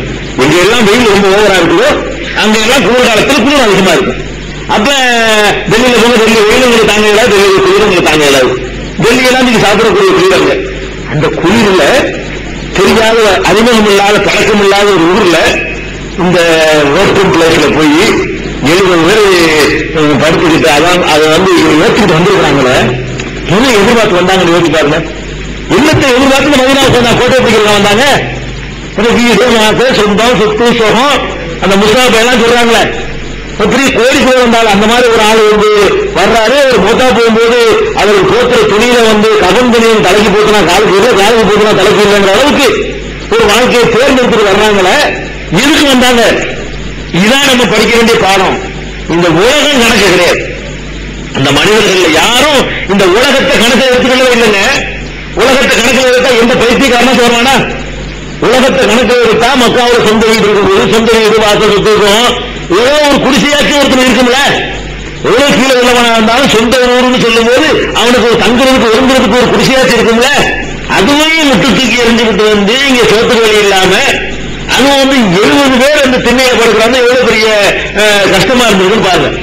உள்பள்ளி அல்லாமல் வெளிப்பள்ளியில அதுல அமைந்தாக்கணும் 70 பேர் 100 பேர்லாம் இருந்திருக்காங்கன்னா பள்ளியோட அளவும் பெரிய பெரிய இடமா தான் வாங்கியிருக்காங்க. வாங்கும்போது பள்ளிவாசலை தாண்டி இருந்திருக்காங்க. 70 பேர் வெளியில அப்படி தங்கி படுத்துக்கிற 70 பெட்டு போடுறது இடம் வேணுங்க. அப்படி கணக்கு பண்ணுங்க. 70 பாய்களை நீட்டி பெருக்கிறதுக்காக இடம் இருக்கணும்ல. பெருசா தான் வாங்கியிருக்கிறாங்க. சொன்ன இடம் சொந்த காசு கொடுத்து வாங்கினாங்க. பெருசா தான் வாங்கியிருக்கிறாங்க. இருந்தாலும் திறந்த வழியில வந்து வெறுமனே மேல கூரை மட்டும் போட்ட இடத்துல வந்து இந்த 70 வரை தங்க வைக்கிறாங்க. தங்கத்தான் வைக்கலாம். சோறு தங்கவே திருவிழா வைக்க ஏதோ குழுவில் படுத்துக்குவாங்க. அதுலையும் பாருங்க வந்து சேர்ந்த உடனே இப்படி படுத்தா இல்லைங்க வரும். நீங்க 2 நாளைக்கு இந்த இடத்துல படுத்துட்டு எழுதிச்சுப்போங்க. என்ன என்ன எத்தனை தேரம் இல்லை என்ன எத்தனை பேர் தேடுவீங்க? குறைஞ்சபட்சம் ஒரு காய்ச்சலாக வரும்ல. ஒரே நாள் இன்னைக்கு நைட் இந்த படுத்து நீங்க காலையில் எங்கேயும் ஆகும். ஒரு 50% பேருக்கு ஜுரம் வந்துருமா இல்லையா? பனியில கொட்டு பனியில இந்த கிளைமேட்ல படுத்தீங்கன்னா அப்படித்தான் வரும். கொஞ்ச நேரம் 1 மணி நேரம் கூடுதல் ஆகிட்டாலும் மூக்கு வரைய ஆரம்பிச்சிருக்கு. ஒரு நாள் மாதிரி கூடுதல் ஆகிட்டோம்னா தாங்க மாட்டேங்குது. அப்ப வெளியே வந்து இது பழகி போன மெட்ராஸ்னு இருக்குது. பழகாத ஒரு ஊருக்கு வந்தா என்ன ஆகும்? நோய் பிச்சுக்கிட்டு போகிற காட்டுக்கு வந்து நுழைஞ்ச உடனே ஆளுக்கு அதாவது காய்ச்சல் ஊருண்டே பேர் வைக்கலாங்கிற அளவுக்கு எங்க மாட்டாலும் சொல்றோம். அந்த மாதிரி மக்கள் கஷ்டப்படுறாங்க. ரசூல் ஸல்லல்லாஹு அலைஹி வஸல்லம் அல்லாஹ் அபூபக்கர் முறையிறாங்க. அல்லாஹ்வுடைய தூதரே இன்னைக்கு எல்லாரும் நோயாளிகளாக ஆகிற அளவுக்கு இருக்குது. ஏன்னா முதல்ல ஒரு ஊருக்கு போனா தண்ணி ஊத்துக்கிறாரு, கிளைமேட் ஊத்துக்கிறாரு. இதெல்லாம் ஒத்துக்கிட்டா கூட அந்த இடம் ஒழுங்கான முறையில் ஒரு பாதுகாப்பா இருந்தா தான் அதை காப்பாற்று. திறந்த வழியில பனியில குற்ற பனியில குளிர்ல அந்த தண்ணியை குடிச்சுக்கிட்டு அந்த காற்றை சுவாசிச்சுக்கிட்டு உணவு வித்தியாசங்கள் கூட இருக்கும். அது மாதிரிலாம் பண்ணிக்கிட்டு ஒரு தனக்குன்னு ஒரு பிரைவசி இல்லாம தனக்குன்னு ஒரு தனிமை இல்லாம ஒரு மனிதனுக்கு பாருங்க இந்த பிரைவசி தனிமைன்னு ஒண்ணு இல்லைங்கிறது இருக்குங்க. அதான் ஜெயிலுங்கிறது. ஜெயில கூட தனிமை இருக்கு. ஜெயில கூட 2 பேர் ஒரு செல்ல அடிச்சான்னா அவனுக்குன்னு உள்ள சாமான்கள் அவன் தனியா வச்சுக்கிறதுக்கு ஒண்ணு இருக்குது. ஒன்றும் இல்லாம தனக்குன்னு ஒரு பிரைவசியே இல்லாம தனக்குன்னு ஒரு பெட்டி தனக்குன்னு ஒரு படுக்கை தனக்குன்னு ஒரு இதுன்னு ஒரு மனுஷனுக்கு இருக்கணும் இல்லைங்க. பெரிய பொண்டாட்டி பிள்ளை வாச அது மாதிரி இல்லாட்டா கூட அது கூட வைக்க வழி இல்லாம வந்து இருக்கிற ஆடதான் மத ஆடை இல்லை. இதுலயே படுத்து பைத்தியக்கார மாதிரி படுத்து கிடக்குறாங்கன்னா இது எப்படி அந்த மக்கள் தாங்கிக்கிட்டாங்கன்னு சொன்னீங்க. வரலாறு நீங்க பார்க்கக்கூடாது. இது எப்படி அந்த மக்களால் தாங்கிக்க முடிஞ்சு ஆகிறது வேற ஒண்ணும் கிடையாது. ஆனா இதெல்லாம் செஞ்சா அல்ல இது 100 லட்சமா கோடியா தருவான். இந்த உலக நம்ம கணக்கில் எவ்வளவு நாள் கஷ்டப்படுவோம். மறுமை வாழ்க்கை வரும்போது நல்லா இருக்கணுங்கிற அந்த ஒரு நம்பிக்கையோட என்ன காரணம் இருக்கலாம். அங்க தங்க வச்சுட்டாங்க. சோத்துக்கு என்ன? சோத்துக்கு வழி இல்ல. இந்த கல்யாணவா இருக்குது. இஸ்லாமிய ஆட்சியா உருவாகி போச்சு. வந்து நுழைஞ்ச உடனே அப்படி உருவாகல. அப்ப சாப்பாட்டுக்கு என்ன அப்படின்னா ரசூல் ஸல்லல்லாஹு அலைஹி வஸல்லம் ஏற்பாடு பண்றாங்க. வந்தவங்களுக்கு என்ன சாப்பாடு தெரியுமா? இந்த ரேஷன் ஜெயில தருவாங்கல்ல அச்சடித்த சோறு லிமிட் தான். அதான் அளவு தான். அளவு சாப்பாடு தான். கூடலாம் கிடைக்காது. திங்க முடியாத ஒரு விஷயம். அப்ப ரசூல் ஸல்லல்லாஹு அலைஹி வஸல்லம் என்ன பண்றாங்க தெரியுமா? இந்த 2 பேரை முதல்ல மக்கள் பேரிச்சம்பழம் தான் அங்க உள்ள உற்பத்தி உணவு. அந்த பேரிச்சம்பழங்கள்ல அங்க கலெக்ட் பண்றது வசூல் பண்றது. அன்றாடம் என்ன செய்யறது? அன்றாடம் வாரத்துக்கு வாரம் அதுதான் சேர்க்க முடியும். காசு பணம் சோறு பிரியாணி எல்லாம் கொடுக்க முடியாது. பேரிச்சம்பழத்தை வாங்கி 2 பேருக்கு ஒரு செய்யுங்க. ஒரு நாளைக்கு 2 பேருக்கு சேர்த்து ஒரு கையள்ளி போட்டு நீங்க 2 பேரும் ஒரு கையள்ளி போட்டு நீங்க 2 பேரும் இந்த ஒரு கை பேரிச்சம்பழத்தை தான் 2 பேரு முழு உணவாக வச்சுக்கணும். இது நமக்கு அதாவது உணவுக்கு மேல திங்கிறது. இது நமக்கு உள்ளது. நமக்கு சோறு எல்லாம் திண்டு போட்டு அடிஷனாக திங்க பேரிச்சம்பழம் அதாக அதுதான் முழு உணவு. நமக்கு சோத்தெல்லாம் நினைச்சுக்கிட்டு சாப்பிடுவோம்லங்க. அதுதான் உணவு. எவ்வளவு நாளைக்கு உணவு? ஒரு நாளைக்கா? ஒரு நாளைக்கு சமாளிச்சுக்கலாம். இது ஒரு நாளைக்கு நினைக்கிறீங்களா?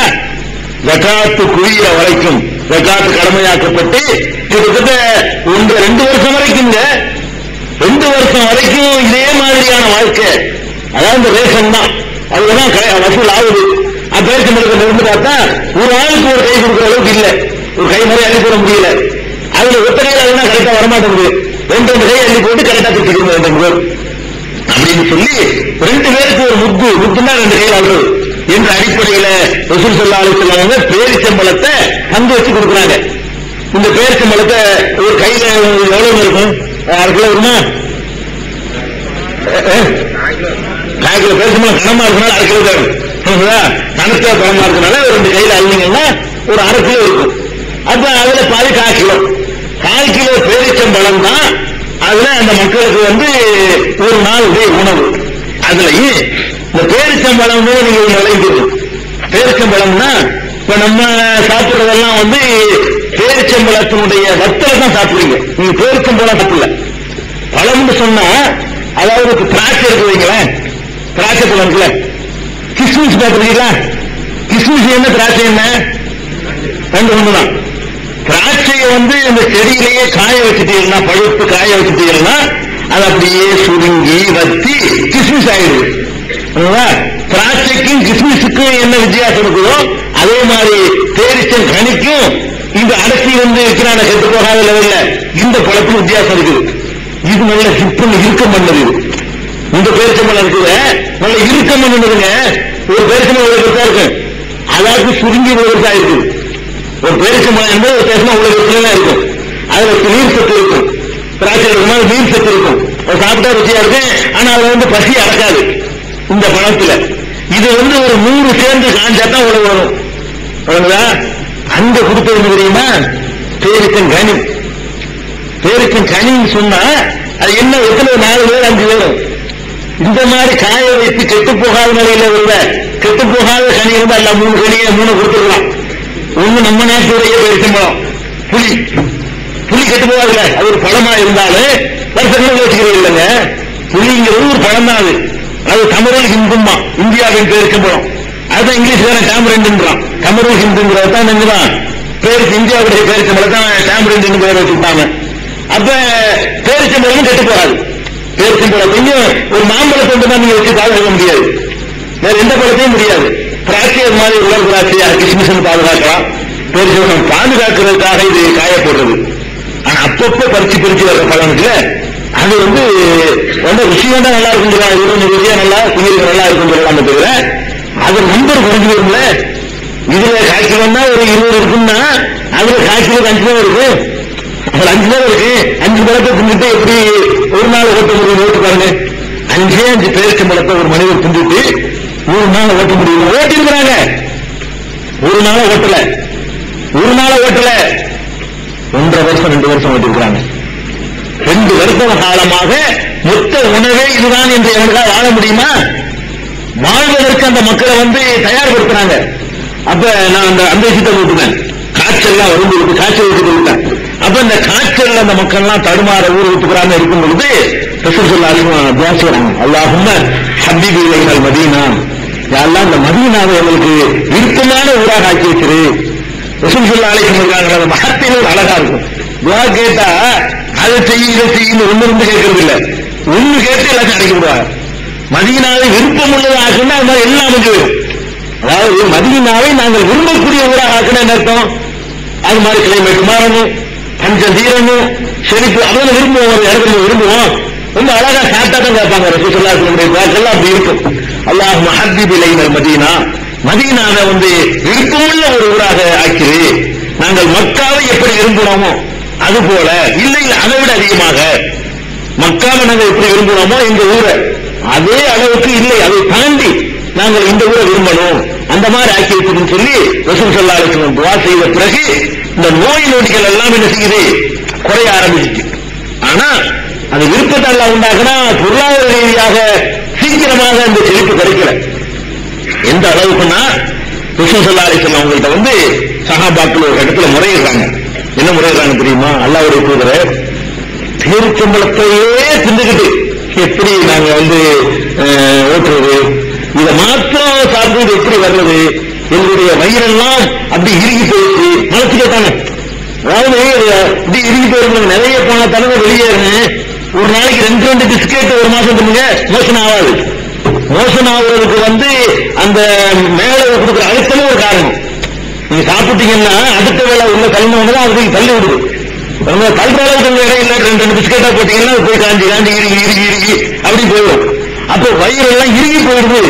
இதுலேயே அது பேரிச்சம்பழம் ரொம்ப இறுக்கமான ஒரு உணவு. மலச்சிக்கலை வந்து லூஸ் மோஷன் எல்லாம் ஒரு நல்லா டைட் பண்ணக்கூடிய ஒரு உணவு, அது இயற்கையிலேயே அந்த பேரிச்சம்பழம்.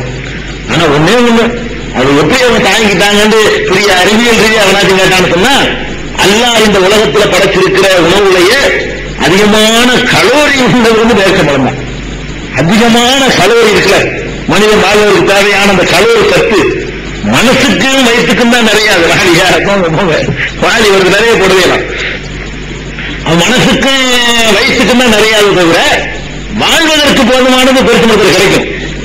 சோத்து திங்கிறீங்களே, சோத்து தின்னீங்கன்னா அதுல உள்ள கலோரி போக மத்தெல்லாம் கழிவு தான் எல்லாம் ஓடுது. பேரிச்சம்பழத்தில் அப்படியே அவ்வளவு மனிதன் வாழ்வதற்கு தேவையான சத்துக்களாக அல்லாஹ் வந்து அதை படைச்சிருக்காங்க. வித்தியாசமான ஒரு அதிசயமான ஒரு கனி அது பேரிச்சம்பழங்கிறது. அந்த அடிப்படையில் அவங்க அதை சாப்பிட்டு இருந்தாலும் இதெல்லாம் இறுகி போகுது, குடெல்லாம் காந்து அல்லாஹ்வுடைய தூதர வேற ஏதாவது பண்ணுங்களேன் நம்ம வச்சுக்கிட்டு இருக்கிற மாதிரி நினைச்சிட்டு கேட்கறாங்க. ரசூல் ஸல்லல்லாஹு அலைஹி வஸல்லம் என்ன செய்யறாங்கன்னா, ஏதாவது ஒண்ணுன்னா ஒன்னே குத்துப்பாதான், குத்துப்பானா வெள்ளிக்கு நம்ம ஜும்மாவும் நினைச்சிட்டு இருக்கிறோம். அப்படி கிடையாது. ரசூல் ஸல்லல்லாஹு அலைஹி வஸல்லம் எங்கெல்லாம் ஒரு பிரச்சனை வருதோ உடனே எந்திரிச்சிருவாங்க. மக்களை வாங்குவாங்க, 2 பேர் கேட்கறாங்கன்னா விட மாட்டாங்க, வாங்க எல்லாரும் வாங்க, அதை பத்தி கொஞ்சம் பேச வேண்டியிருக்குன்னு சொல்லி உடனே மக்களுக்கு உதவி செய்ய ஆரம்பிச்சிருவாங்க. எழுந்து நின்று நான் வந்து வைத்துக் கொண்டு உங்களுக்கு தர மறுக்கிறேன்னு நீங்க நினைக்கிறீர்களா? காபாவுக்கு, அதாவது அரபியல்ல அந்த காபா இருக்குல்ல, காபாவுக்கு மட்டும் நல்ல உயர்ந்த துணிகள் அப்படி தரையா போறோம், இல்ல விளையாண்டு இருக்குமா அந்த காலத்துல. இப்ப வந்து என்ன மாதிரி போடுறாங்கன்னு தெரியல. அந்த காலத்துல விளையாண்டு நிச்சயமா திரையை போடுவாங்க. சோத்து கொடி இல்லாட்டா கூட காபாவுக்கு உலகத்திலேயே ஒரு சொந்த துணியை வாங்கிட்டு வந்து அந்த சிரத்துக்கு திரை போட்டு வைப்பான். காபத்துல்லாவுடைய சிரத்துக்கு திரை போட்டு வைப்பான். அதை சுட்டி காட்டாங்க. காபத்துல்லாவுக்கு திரை போட்ட மாதிரி நீங்கள் ஆடை அணிய வேண்டும் என்று விரும்புகிறீர்களா? காபத்துல்லாவுக்கு போடுறாங்கல்ல வெள்ளை வெள்ளையண்டு, அந்த மாதிரி ஆடை அணிய வேண்டும் என்று நீங்கள் ஆசைப்படுகிறீர்களா? ஏற்படும், ஒரு நாள் அது ஏற்படும், ஏற்படும். அதுக்கு மேலேயே அல்லாஹ் தருவான். இப்ப இல்ல, நீ அல்லாஹ்வுக்காக நீங்க சபர் செஞ்சுக்கிறீங்க, ஆகிரத்தில் உங்களுக்கு கிடைக்கும்னு சொல்லி ரசூல் ஸல்லல்லாஹு அலைஹி வஸல்லம் சொல்றாங்க. அப்ப அவ்வளவுக்கு வறுமை, இது தாங்க முடியாம இந்த பேரிச்சம்பழத்தினுடைய இது வந்து வாழ்வதற்கு மனுஷனுக்கு போதுமா இருந்தாலும், செத்து போகாத அளவுக்கு உத்தர காப்பாற்றுவதற்கு போதுமா இருந்தாலும் வயிறு நிறையாது, மனசு நிறையாதுன்னு போது அதுல ரொம்ப தருமாறுவாங்க. அபூ ஹுரைரா ரலியல்லாஹு அன்ஹு சொல்றாங்க, அதாவது சில நேரங்கள்ல நான் வந்து வெளியே நடந்தேன்னு சொன்னா மயங்கி கீழே விழுந்துருவேன். மயங்கி என்ன செய்வேன், குடிச்சவங்க மாதிரி தடுமாறி விழுவேன். அப்படி விழுவதற்கு என்ன காரணம்னு கேட்டா, இல்லாத வயிற்றுக்கு பத்தாது, வயிற்றுக்கு பத்தாத காரணத்தினால மயக்கம் போட்டு ரோட்லாம் விழுந்துருவேன். சின்ன பசங்களுக்கு ஒண்ணும் தெரியாதுல, இந்த மாதிரி ஒருத்தர் நடக்காம லூசு போயிட்டு மாதிரி கிண்டல் பண்ண பசங்க எல்லாம் ஆரம்பிச்சுவாங்க. என்னை போட்டு லூசு கிருஷ்ணன்னு சொல்லி எல்லாரும் என்ன செய்வாங்க, சின்ன பசங்கள்லாம் ஏறி மிதிக்கிறது விளையாடுறது இப்படிலாம் பண்ணுவாங்க. இந்த மாதிரி நான் பலமுறை கீழே விழுந்திருக்கிறேன் அப்படிங்கிறாங்க. இன்னொரு தடவை சொல்றாங்க, ரசூல் ஸல்லல்லாஹு அலைஹி வஸல்லம் தொழுகை நடத்தி கொண்டிருப்பார்கள். தொழுகை நடத்தி கொண்டிருக்கும் பொழுதே சில பேர் பெற்று விடுவாங்க. சுப்ஹானல்லாஹ், ஏதோ தாங்குறாங்கன்னு பாருங்க. எப்படிங்க தாங்க முடியும்? ஒரு நாள் 2 நாளா? இதுவே காலமெல்லாம் தான் எப்படி தாங்க முடியும்? தொழுகை ரசூல் ஸல்லல்லாஹு அலைஹி வஸல்லம் நடத்தி கொண்டிருக்கும் பொழுது அப்படியே பொத்து பொத்து என்று சில பேர் கீழே விழுவார்கள். விழுவதற்கு காரணம் தான் வயிற்றுக்கு இல்லாததான் காரணம். போதுமான உணவு இல்லாமல் கீழே விழுந்துருவாங்க. அப்படி மயக்கம் போட்டு விழுந்துருவாங்க. தண்ணி எண்ணி குளிச்சு உட்காந்துக்கிட்டு அதான் வாழ்க்கை. இப்படியாகவே ரசூல் ஸல்லல்லாஹு அலைஹி வஸல்லம் உருவாக்கும் சமுதாயத்தில் அவ்வளவுக்கு வறுமை, அவ்வளவுக்கு பஞ்சம், அவ்வளவுக்கு ஒரு மோசமான ஒரு நிலைமை, அந்த மாதிரியான ஒரு நிலையில தடுமாறிட்டு இருக்கு. அபூ ஹுரைரா சொல்றாங்க, சில நேரங்கள்ல நான் வந்து அந்த பேலன்ஸுக்காக வேண்டி வயிற்றுல கல்லை கட்டிக்கிறாங்க. வயிற்றுல வயிறு வந்து பள்ளமா இருக்குங்க, அதை வந்து ஒரு கல்லை சேர்த்து வச்சு கட்டிக்கிட்டோம்னு சொன்னா அந்த கணம் வந்து ஒரு பேலன்ஸ் சரியா இருக்கும். வயிற்றுல ஒரு கணம் இருந்தா தான் உடம்பு கரெக்டா பேலன்ஸ் இருக்கும். வயிற்றுல அந்த கணம் போட்டு பழகிட்டோம்லங்க, அந்த கணம் குறைஞ்சிருந்தோம்னா கீழே விழுந்துருவோம்.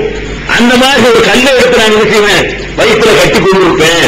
அந்த பேலன்ஸ் வயிற்று ஒடுங்கி போடும்ல, அந்த காசு தெரியாம இருக்கிறதுக்காக வேண்டி அது மாதிரி கல்லை கட்டிக்கிட்டுலாம் நாங்க என்ன செய்வோம், அதை பேலன்ஸ் பண்ணுவோம். பேலன்ஸ் நிக்கிறதுக்காக வேண்டி கீழே விழுகிறான்னு சொன்னா வயிற்றுல ஒரு 2 கிலோ 3 கிலோ கலக்கணும்.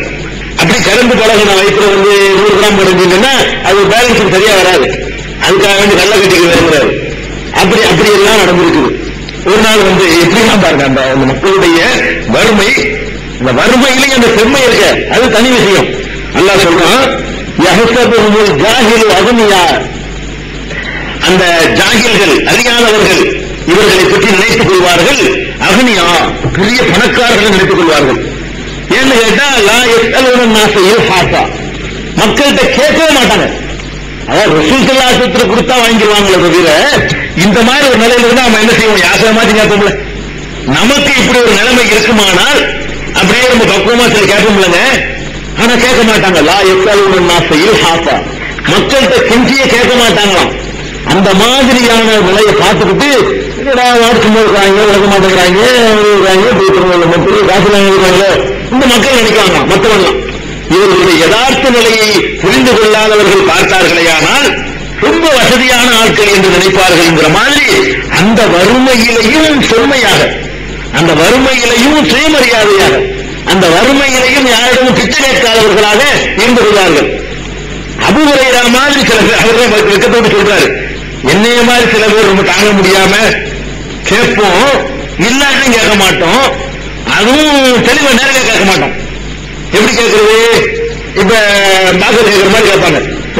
பாக்கர் கலாம் அழைக்கிறதா இருக்கிறாங்க, போன வச்சுருக்காங்க நிறைய இடத்துல. அவர் கலாம் சொன்னா என்ன அர்த்தம்? கேட்பார்கள் இருக்கு, முஸ்லீம் ட்ரெஸ்டுக்கு நன்கொடை கேட்பாரு அர்த்தமாகுது.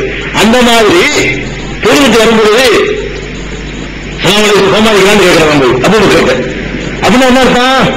சலாம் சொல்லிட்டு அவருடைய பழக்கம் என்ன? நல்லா சாப்பிட்டு வீட்டுக்கு போகும் கூட்டிட்டு போயிடலாம். அபூபக்கருடைய வழக்கம் என்ன? அவர் சாப்பிட போல யாராவது கூட்டிட்டு போய் தான் பழக்கம். அபூபக்கர் வெளியே வரும்போது சொல்லுவார், அபூபக்கர் நான் போவேன், தொழிலுக்கு வரும்போது அபூபக்கர் வரும்போது எதுக்கு போய் புகாரில் வருது அறிவிச்சு எதுக்கு போய் சலாம் அலைக்கும் சமா இருக்குங்களா நல்லா இருக்கீங்களா அவர் கேட்கறது, நல்ல மாப்பா வந்து கூட்டு போவாரு. இதுக்காக வேண்டி நான் என்ன செய்வேன்? சலாம் சொல்லுவேன்.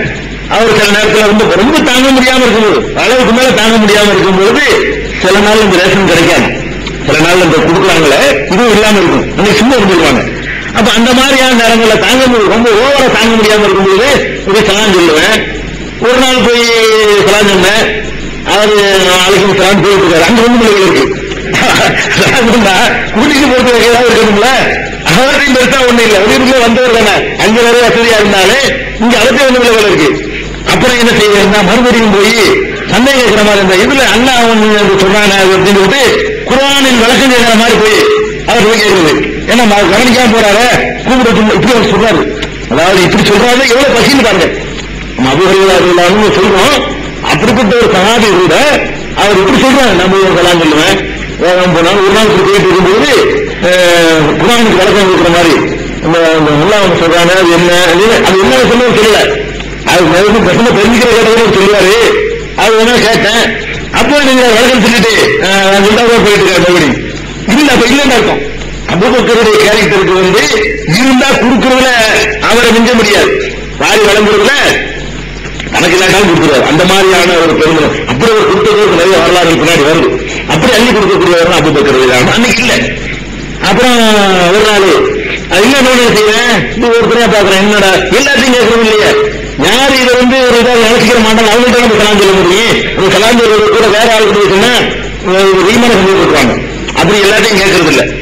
அப்புறம் ரசூல் ஸல்லல்லாஹு அலைஹி வஸல்லம் வந்தாங்க, வந்தவொடனே அவங்கள்ட்ட சலாம் அலைக்கும் அலைஹிஸ்ஸலாம் என்ன சரி வா வா ரசூல் ஸல்லல்லாஹு அலைஹி வஸல்லம் கூட்டிட்டு போனாங்க, வா வாங்கிட்டாங்க, வீட்டுக்கு கூட்டிட்டு போனாங்க. என்ன விளங்கிட்டாங்க, ரசூல் ஸல்லல்லாஹு அலைஹி வஸல்லம் சொன்னவனையே விளங்கிட்டாங்க.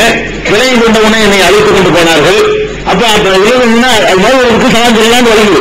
சலாம்ங்கிறது வந்து தன்னை காட்டிக் கொள்வதற்கு நோக்கத்துக்கு ஒரு பசி தாங்க முடியலன்னா அதுக்கெல்லாம் கூட பாக்க சொல்லலாம், சரிங்கிறது விளங்கி வைப்பேன். அது மாதிரி போறாங்க. போனா ரசூல் ஸல்லல்லாஹு அலைஹி வஸல்லம் போயினோன்னு கேட்கறாங்க, என்ன ஏதாவது இருக்குதா வீட்டுல ஏதாவது இருக்குதான்னு கேட்கறாங்க. தெரிஞ்சு கூட்டிட்டு போறது இல்லை, இருந்தா கொடுக்கறது அடிப்படையில் கூட்டு போறாங்க. அப்ப ஏதாவது இருக்குதான்னு கேட்கறாங்க. ஏதாவது பால் கொடுத்துட்டு இருக்காங்க, வந்திருக்குது. யாரோ ஒரு வீட்டுல இருந்து ஒரு பேரை சொன்னாங்க, பேர் மறந்து வச்சுக்கிறார் அவர். யாரோ ஒரு பேர் சொல்லி அவங்க வந்து பால் கொடுத்துட்டு இருக்கிறாங்க. கொண்டாடினா பால் கொஞ்சம் இருக்கு, ஒரு கோலை பால் இருக்குது. என்ன செய்யறாருன்னா சரி பால் வந்திருக்கு, நமக்கு பால் ரசூலுல்லாஹி ஆளுக்கு அதை பிடிக்கலாம்னு சொல்லி இவரு நினைச்சுக்கிட்டு என்ன செய்யறாரு, ஒரு சந்தோஷமா வர்றாரு. அது உள்ள வந்துட்டாங்க. வந்துட்டு நீ போய் உங்க ஊர் இருக்கிற பிள்ளைகள் இருக்கிறாங்கல்ல இலக்கு முடிப்பாங்க முடிக்கிறாங்க. இவர் சொல்றாங்க, அப்படியே எனக்கு பக்கு பக்கம் எரியுது, இருக்கிறது கொஞ்சம் பால், அதையும் போய் தருவாங்கன்னு பார்த்தா கூட்டு சொல்றாங்களே அப்படின்னு சொல்லி அவர் கூறாரு.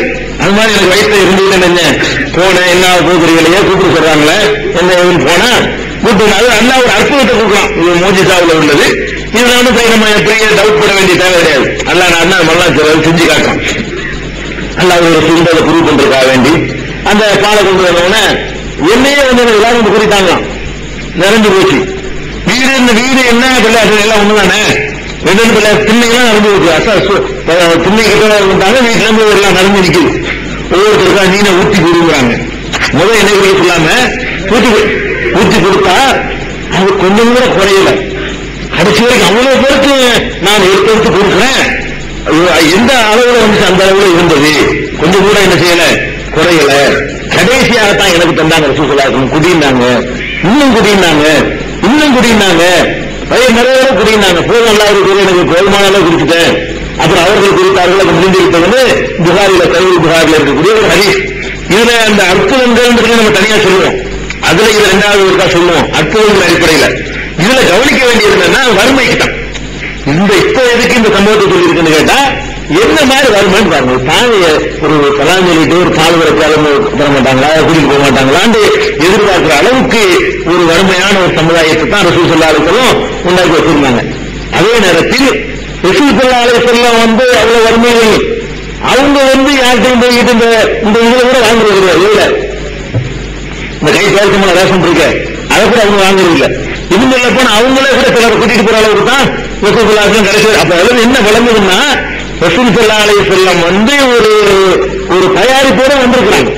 அங்க இருந்து வரும்போது வெளியில யார்ட்டையும் வாங்கவும் இல்லை. ஒரு ஆழ்த்த வாங்கினாங்கன்னு எந்த வீட்டுக்காரும் கிடையாது. உங்களுக்கு ஹராமுட்டாங்க, சக்காத்து ஹராமும் சதக்கா ஹராமும், எங்களுக்கும் ஹராமும், எங்க சந்ததிகளுக்கும் ஹராமும், கியாமத் வரைக்கும் உள்ள இந்த வாரிசுகளுக்கும் ஹராமுட்டாங்க. பிச்சை வாங்குறது இல்ல, தர்மம் வாங்குறது இல்ல, அப்ப ஜக்காத்துங்கிறதுல பங்கு வாங்குறது இல்ல. அந்த மாதிரி அன்பளிப்பவர்கள் ஹதியா அன்பளிக்குங்கிற வருமானம் ரசூல் ஸல்லல்லாஹு அலைஹி வஸல்லம் வாங்கிக்குவாங்க. இந்த பால் வந்துச்சுல இந்த மாதிரி ஒரு அன்பின் அடிப்படையில பிச்சையின் அடிப்படை இல்லாம ஏழ்மையை காரணம் காட்டாம தந்தால் வாங்கி கொண்டார்களே தவிர யார்ட்டையும் வாங்கல. இன்னொரு இதுல வருது ரசூல் ஸல்லல்லாஹு அலைஹி வஸல்லம் இந்த மாதிரி நம்ம சொல்ல முடிஞ்சது. ரொம்ப எல்லாரும் பட்டினியில் அன்னைக்கு கிடந்தோம்னா அந்த ரேஷன் இல்லைன்னு அர்த்தம். அதுவும் கிடைக்கிற போல இருக்கு. ரொம்ப பட்டினியா இருந்துச்சு. அப்ப ரசூல் ஸல்லல்லாஹு அலைஹி வஸல்லம் சொன்னாங்க, நீங்க ரொம்ப நீங்க ஒண்ணுமே இல்லை, அதனால அவரவர்கள் ஏன்ற அளவுக்கு திண்ணை தோழர்கள் அழைத்து செல்லுங்கள் ரசூல் ஸல்லல்லாஹு அலைஹி வஸல்லம் அறிவிக்கிறாங்க. அதான் ஒண்ணும் இல்லை என்ற உடனே அப்ப என்ன பண்றது, இருக்கிறவங்க கொண்டு பங்கு வச்சுக்கணும்ப்பா. ஒரு ஆளுக்கு உணவு வைத்திருப்பவர் இன்னொரு ஆளை சேர்த்துக் கொள்ளட்டும், 2 பேர் உணவு வைத்திருப்பவர் இன்னொரு 2 பேரை சேர்த்து நடந்து சாப்பிடுங்க. அந்த மாதிரி ரசூல் ஸல்லல்லாஹு அலைஹி வஸல்லம் அறிவிக்கிறாங்க. அறிவிக்கிறவங்க அர்த்தம் அந்த அளவுக்கு நிலைமை மோசமா போச்சு. இந்த ரேஷன் கொடுக்கறதுக்கு கிடைக்கல. அப்ப தாங்க மாட்டாங்கல்ல, பொதுவாக ஒரு அறிவிப்பு செய்யறாங்க, கூட்டிட்டு போங்கன்னு சொல்லி. அப்படின்னோடனே சில பேர் 2 பேர் கூட்டிட்டு போனாங்க, சில பேர் ஒரு ஆளை கூட்டிட்டு போனாங்க, சில பேர் அபூபக்கர் 3 பேர் கூட்டிட்டு போனாங்க. ரசூல் ஸல்லல்லாஹு அலைஹி வஸல்லம் 10 பேரை கூட்டிட்டு போனாங்க. அப்ப 10 பேரை ரசூல் ஸல்லல்லாஹு அலைஹி வஸல்லம் அழைச்சிட்டு போய் அவங்க கொடுக்குறாங்கன்னா அவங்க நல்லாவே இருந்திருக்கிறாங்க. எந்த மத தலைவர்கள் மாதிரி இந்த வசூலே பண்ணி திங்கல. அவர்கள் யார்த்தையும் வாங்கின மாதிரியும் தெரியலங்க. அழைச்சிட்டு போன்னு அறிவிச்சு போட்டு 10 பேரை கூட்டிட்டு போய் சேர கொடுக்குறாங்க. என்ன மக்களோட இப்படி ஜேஜென்று வாழ்ந்தவங்க தானுங்க. மக்காவுல கூடி கட்டி வாழ்ந்த ரசூல் ஸல்லல்லாஹு அலைஹி வஸல்லம் செல்வத்தோடவும் செல்வாக்கோடவும் நல்ல பண வசதியோட இருந்தவங்க தான். எல்லாத்தையும் இழந்தாங்க. இந்த மாதிரி அங்கேயும் அள்ளி கொடுத்தாங்க, இங்கேயும் அள்ளி கொடுக்குற அளவுக்கு அவர்கள்ட்ட என்னமோ ஒரு செட்டப்ல இருந்திருக்கிறாங்க. அதை அது என்னன்றது நமக்கு வரல. என்ன நுழைஞ்ச உடனே யார்ட்டையும் வாங்க மாட்டேங்கிறாங்க, எடுத்த காசு கொடுத்து வாங்குறாங்க, எல்லாத்தையும் கொடுக்குறாங்க, இன்னொரு தங்க மாட்டேங்கிறாங்க. அவ்வப்போது ஆட்கள் அழைச்சிட்டு போய் அவர்களை விருந்து கொடுத்து என்ன செய்யறாங்க, உபசரிக்கிறாங்க. அந்த மாதிரி ரசூல் ஸல்லல்லாஹு அலைஹி வஸல்லம் இருந்து மக்கள்கிட்ட தனித்தே இருந்துட்டாங்க, நேரத்தையும் வாங்காம இருந்துட்டாங்க. அப்ப இப்படிப்பட்ட ஒரு வறுமையான நிலையில் 10 பேர் அழைச்சிட்டு போய் என்ன கொடுத்தாங்கன்னு வரல, 10 பேர் அழைத்து போனார்கள் சாப்பிடுறதுக்காண்டி. அப்படிங்கிறத நம்ம ஹதீஸ்ல பார்க்கணும். இப்படி எல்லாம் பெருமானார் ஸல்லல்லாஹு அலைஹி வஸல்லம் உருவாக்கின அந்த மதீனா வாழ்க்கையில அந்த சகோதரத்துவத்தை அப்படி பின்னி பணிச்சு எடுத்தாங்க. முன்னுக்குள்ள ஒன்னா ரத்தமாக நினைஞ்சாங்க, ரத்த சம்பந்த மாதிரி பின்னி எடுத்தாங்க. அதோட இந்த வறுமையை சகித்துக் கொள்வதற்கு அப்படி ட்ரைனிங் கொடுக்குறாங்க. இதுக்கு இடையில இந்த வறுமைக்கு இடையில தான் இவ்வளவு இந்த மாதிரியான கூட்டம் தான் பதிலையும் நிற்குதுங்க. ஆச்சரியமா உங்களுக்கு இல்லையா? போர்க்களத்துல எப்படி குஞ்ச கொடுக்கணும் தெரியுமா? ஒவ்வொரு நாட்டிலையும் ராணுவத்துக்கு ஒவ்வொரு நாட்டிலையும் ராணுவத்துக்கு மட்டும் விதிவிலக்கே கிடையாது. என்ன வேணாலும் நீங்க கேட்கறதுதான் கிடைக்கும். 5 கூட 5 கிலோ 10 கிலோ கருவி கொடுக்குமாங்க. அவங்க கணக்கே கிடையாது. 100 ரேஷன்லாம் கிடையாது. அப்படி திரும்ப குழுவும் வளர்த்தாத்தான் சண்டை போட முடியும். அப்ப எல்லா நாடுகளிலும் ராணுவம் சண்டை போடுறவங்கள அப்படி உருவாக்கும் பொழுது ரசூல் ஸல்லல்லாஹு அலைஹி வஸல்லம் வந்த பிறகு மறு வருஷம் தான் போறதுன்றத இந்த ஆளு திண்ணையில கிடக்கிற இந்த கூட்டத்தை வச்சுதான் போகிறத சந்திக்கிறாங்க. பதில் களத்துக்கு போறாங்களே, பதில் களத்துக்கு போற கூட்டம் என்ன? இவர்கள் பேர்ச்சம்பளத்தை வாங்கி அன்றாடம் சாப்பிட்டுக் கொண்டு எலும்பும் தோலுமாக இருந்த அந்த கூட்டத்துமா அந்த களத்துல இறக்கி விடுறாங்க. என்ன மாதிரியான ஈமானிய பலன் வர உடம்புலையா வீரம் இருக்கு, உடம்புலையா வீரம் இருக்கு. எத்தனை பேர் பார்த்தா ஆட்டு சோட்டமா இருப்பான், அதுக்குமா ஓடி போயிடுவான். வீரம் எங்க இருக்கு? வீரம் இதயத்தில் இருக்கு. ஈமானிய வலு அல்லாஹ் இருக்கிறான், அல்லாஹ்வுக்காக எதுவும் செய்யணுங்கிற அந்த வலு இருக்குதாருங்க. அந்த வலுவாக்கும் அந்த மக்களை களத்தில் இறங்கி விடுது. இந்த வலுப்பையும் சந்திக்கிறாங்க, போறவர்களுக்கும் சந்திக்கிறாங்க. இவ்வளவு கஷ்டத்துக்கு மத்தியில பெருமானார் ஸல்லல்லாஹு அலைஹி வஸல்லம் மதீனா வாழ்க்கையில அந்த பிரச்சனையை இருக்காங்க. இது ஹிஜ்ரத் செஞ்சு போன பிறகு ஏற்பட்ட சூழ்நிலைகள் இவர்கள் அப்படியே கூடுதலாக கற்பனை பண்ணிக்கணும். வாழ முடியுமா? இப்படிலாம் இருந்திருக்கிறாங்களே, ஏன் இருந்தாங்க? இவரும் பெற வேண்டிய பாடம் என்ன? வெறும் கதைக்காக நம்ம இந்த நிகழ்ச்சி ஏற்பாடு செய்யல. பெற வேண்டிய பாடத்துக்கும் படிக்கணும். அந்த உலகத்துல அந்த நிலைமையில ஒரு ஆள் இங்க கிடையாது. நான் சொல்றேன், இங்க வந்திருக்கிறீங்க 7 அங்கிருங்கல்ல, அந்த 7 சொல்லுங்க. காய்ச்சல பேர்ச்சம்பளம் தான் என்னுடைய உணவுன்னு சொல்லுங்க. வருஷ கணக்கில் ஒரு ஆள் சொல்லுங்க. யாரும் 7 ஒருத்த 7 கிடையாது நீங்க இருக்கிறது. உங்களுடைய 7 அன்னைக்கு பணக்காரன். நீங்க யாரை இன்றைக்கு 7ன்னு சொல்றீங்களோ அவர் அங்க இருந்ததுன்னா அவர் அன்றைக்கு வசதி உள்ளவர் விளைவிக்கிறது. அவ்வளவுக்கு மோசமான வாழ்க்கையில் அந்த மக்கள் ஈமான இழக்காம இருந்தாங்களே, நம்ம அல்லாஹ் அதை விட நல்லா வச்சிருக்கிறான். அப்ப நம்ம எப்படி அல்லாஹ் 2 திறத்தது? அந்த அல்லாஹ் ஈமானே நமக்கு தந்து இந்த ஈமானத்தான எல்லாத்தையும் இழந்தாங்க. வக்கீல் இல்லாதவங்களா அவங்க, அல்ல புறக்க வழி தெரியாதவங்களா, இருக்கிற சொத்தை காப்பாற்ற தெரியாதவங்களா? இன்னும் சொல்ல போனா சென்னையில பொறுத்தவரை யார் பொண்ணு கொடுப்பா? அந்த வாழ்க்கையும் தொடர்ந்து கொஞ்ச நாளுக்கு அதுக்குரிய சக்தி வர்ற வரைக்கும் கல்யாணம் பண்ணி கொண்டாடி கல்யாணம் பண்ண செய்ய முடியும், குடும்பம் இருக்கணும்ல. அப்ப அதுவும் இல்லாம அந்த ஒரு இதையும் கட்டுப்படுத்தி கொண்டு இந்த மாதிரியான சாப்பாடை சாப்பிட்டுக் கொண்டு இருந்தாங்களே, அவரும் பரிந்துரைக்கலாம். கஷ்டப்பட்டவர்கள் திரும்ப மார்க்கம் வந்திருக்குது. இன்னும் அப்படியே மேலா மிடுக்கிகள் திரும்ப மார்க்கம் வரல. தியாகத்துக்கு பிறகு வந்துருக்கு. எத்தனை சொல்லுங்க தியாகம் ஒரு பக்கம், இந்த மாதிரி சொத்து சுகம் வீடு வாசல் தியாகம், இந்த மாதிரியான கஷ்டத்தை பட்டு பேர்ச்சம்பளை கொண்டுகிட்டு அந்த ஏழைகளோட களத்தில் இறங்கி என்று காப்பாற்றினாங்களே, அந்த தியாகத்திற்கு பிறகு இந்த மார்க்கம் கிடைச்சிருக்கு. இந்த மார்க்கத்தினுடைய மகத்துவத்தை நம்ம என்ன செய்யணும்? வழங்கணும். இனி மதீனா வாழ்க்கையில் உள்ள ஏனைய விஷயங்கள் இன்ஷா அல்லாஹ் இருக்குது. அதையும் நம்ம என்ன செய்வோம்? தொடர்ந்து பார்க்கலாம்.